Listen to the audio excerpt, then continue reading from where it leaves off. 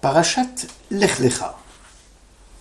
Le roi de Sodome dit à Abraham, « Donne-moi les personnes et les biens, garde-les pour toi. » Abraham répondit au roi de Sodome, « Je lève la main devant l'Éternel, qui est le Dieu suprême, auteur des cieux et de la terre. Et je jure que fût-ce un fil, fût-ce la courroie d'une sandale, je ne prendrai rien de ce qui est à toi, que tu ne dises pas c'est moi qui ai enrichi Abraham. Loin de moi, si ce n'est ce qu'ont déjà mangé ces jeunes gens et la part des hommes qui m'ont accompagné. » Genèse 14. Rabbi Chagai, au nom de Rabbi Isaac, enseigne. Tout le monde a besoin de bonté, de chesed, y compris Abraham, qui est la figure emblématique même de la bonté du chesed. Selon la parole de l'Écriture, Va'aseh chesed im Adoni Abraham, sois bon avec mon maître Abraham. Cette citation du Midrash sur Bereshit Rabbah signifie que la création du monde avait un seul objectif. Le monde et ses occupants vivaient avec les bienfaits de Dieu et que sans le chesed, le monde n'avait pas de sens et ne pourrait exister. Selon le prophète Isaïe, le trône céleste est consolidé par le chesed. Tout se passe comme si une chaise avait 3 pieds, la justice, la vérité, la paix. Et c'est le chesed qui permet de mieux tenir la chaise. Olam chesed ibané. Le monde est bâti sur la bonté. Cela faisait déjà plus de 26 générations que le maître du monde était en attente d'actes de bonté de la part d'hommes, en vain. L'élu de la création s'était dévoyé en rapine, en violence, en tromperie, montrant par là même qu'il était inapte à répondre à l'appel et à l'attente de son Créateur. L'homme dévoyé, dit le Midrash, fut la cause de ses propres malheurs et des catastrophes naturelles qu'il provoque. Le déluge, la destruction de Sodome et Gomorrhe. Car, dis-je, la bonté aura-t-elle une durée éternelle? Or tu as rompu l'alliance, dégradé et jeté à terre ton diadème, dit le roi David dans le psaume 89. Abraham, notre père, sera le premier capable de porter Dieu, l'infini, au sein même de la finitude, et surtout d'en être responsable. Il va soumettre son moi au profit de l'autre. Or, l'orientation de l'autre ne va pas de soi. Il faut un travail intense pour éveiller l'homme à la présence en lui d'une intériorité dont Abraham sera le garant. Par la vérité du chesed, Abraham offrait la publicité la plus grande qu'il soit à l'idée du monothéisme. Selon le Midrash, Dieu dit au patriarche, « Abraham, sois mobile, parcours le monde, fais grandir mon nom parmi les nations. » La Bible se révèle par l'essence de Dieu. Elle ne parle que de ses relations aux hommes dans l'acte de la création. La Bible fonde l'idée d'un monde où l'homme se sait situé face à l'autre, à Dieu et aux hommes. Aussi est-il impossible pour un juif que la pensée de Dieu le conduise à l'oubli du prochain.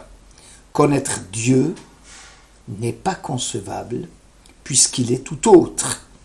Aussi bien suffit-il de savoir ce qu'il commande de faire dans les actes les plus quotidiens pour avoir connaissance de l'autre.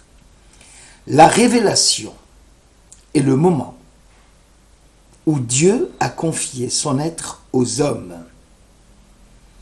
Anochi Ana nafshi ketavit yehavit. Le Zohar dit, l'Éternel s'exprime, ainsi j'ai confié ma substance à vous.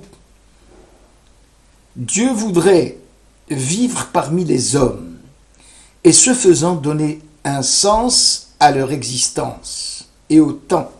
Dieu n'est pas présenté dans la Bible comme un idéal absent ou comme une idée de la raison. Il se découvre dans son rapport concret avec ceux qui l'écoutent et qui lui répondent. L'acte de Hesed, de bonté concret d'Abraham, se manifeste dans la diffusion du monothéisme parmi ses contemporains. Le Midrash, dans Bereshit Rabbah, rapporte que le patriarche invitait les gens à venir manger, à boire et à réfléchir à l'idée du Dieu un, en les rapprochant ainsi des ailes de la providence. Abraham a saisi que Dieu n'est pas un problème à résoudre, mais se vivant comme une question qui est posée à tout homme en tant qu'être singulier et en tant qu'être appartenant à un peuple, à toute l'humanité. La révélation de Dieu va désormais se vivre dans le rapport de sainteté à autrui. La parole divine, annonçant l'infini dans le visage du prochain, commandant son respect, ouvrant une orientation sur l'absolu. Abraham obéit ainsi à la parole qui lui enjoint de partir. Sa marche est obéissance sans complaisance à ce qu'il lui est demandé, car il est rappelé par l'autre, par Dieu. Abraham renonce à toute attache et montre que l'homme est capable d'entendre ce qui le dépasse absolument. Il faut ce détour par Dieu, par autrui, pour rendre possible « Me voici » d'Abraham, toujours en disponibilité pour l'autre. Abraham, dit le Midrash, aperçut 3 personnages dans le désert. C'était un jour où le soleil brillait puissamment, invitant les gens à rester chez eux.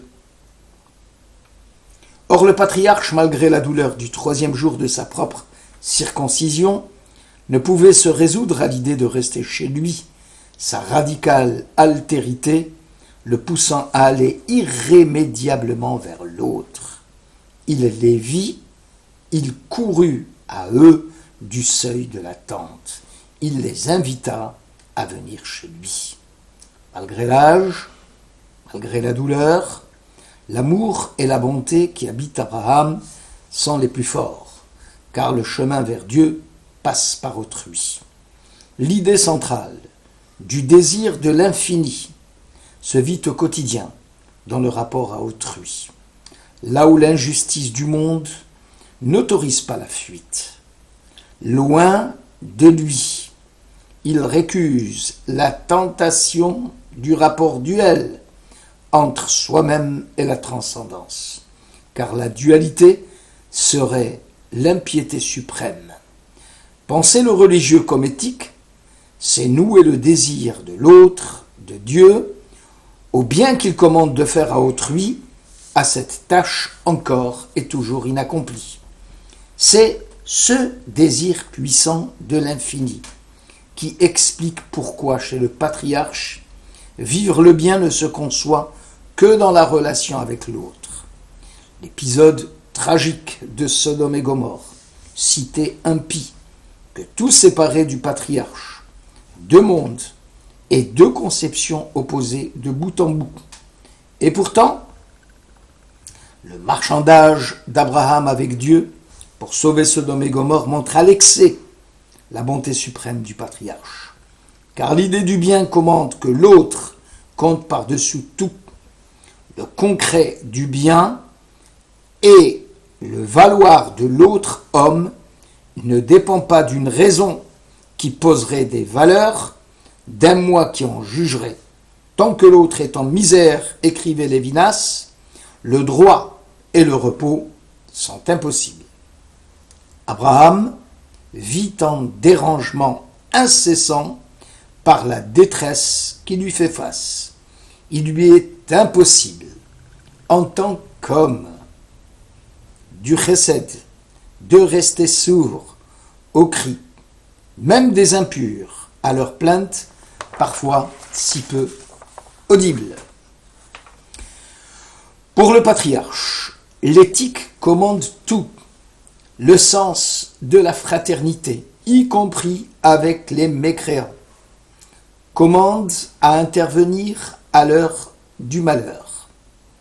Abraham avait-il le droit moral de tout exiger de Dieu? Oui, si l'on tient compte que lui, sans discussion, a suivi la voie qui le convoquait vers une terre inconnue. Lui a su donner priorité et exclusivité aux exigences divines, faisant passer l'infini sur sa propre vie. Serviteur de la transcendance, amoureux du seul souci de l'autre, il pouvait exiger à son tour la clémence pour Sodome et Gomorrhe.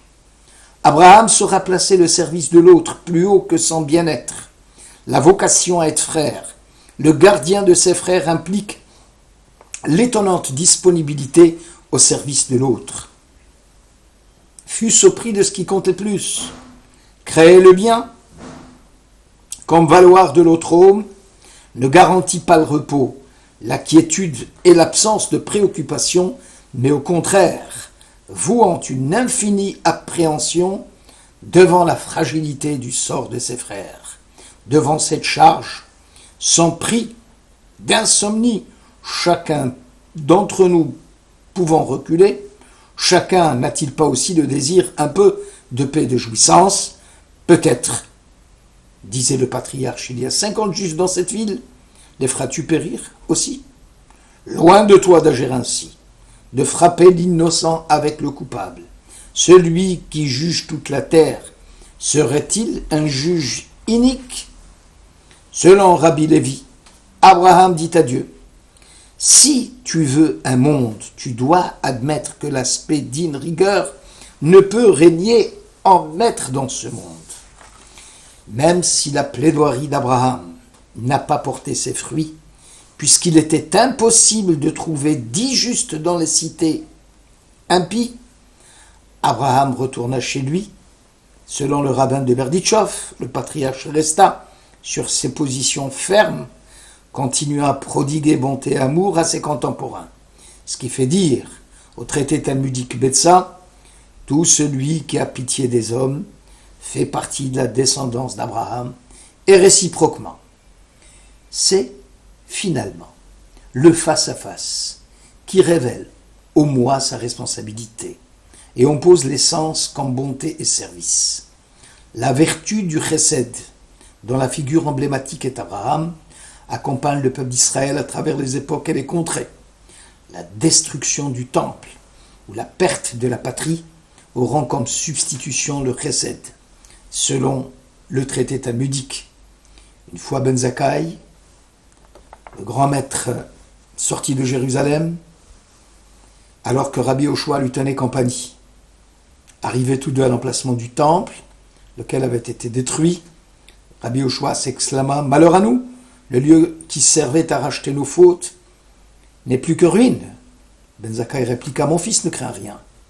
Nous avons un substitut au temple, c'est la bienfaisance. » Dans la littérature kabbalistique, Chesed fait partie des conduites fondamentaux du flux divin. Il est l'un des moyens de la révélation divine.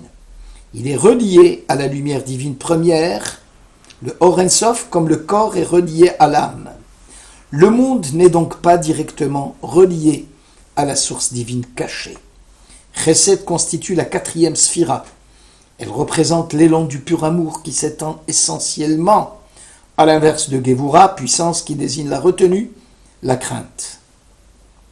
Ce sont ces multiples connexions des 10 séphirotes, lumière divine, qui constituent le lien permanent qui unit Dieu à son monde.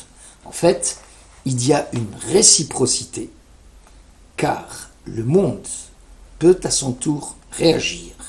D'une part, les 10 séphirotes et leurs combinaisons sont responsables de la loi et de l'ordre, et d'autre part, les divers types d'événements qui se produisent dans le monde influencent aussi les 10 séphirotes. Voilà comment l'homme est rattaché à son Créateur. Merci de votre écoute.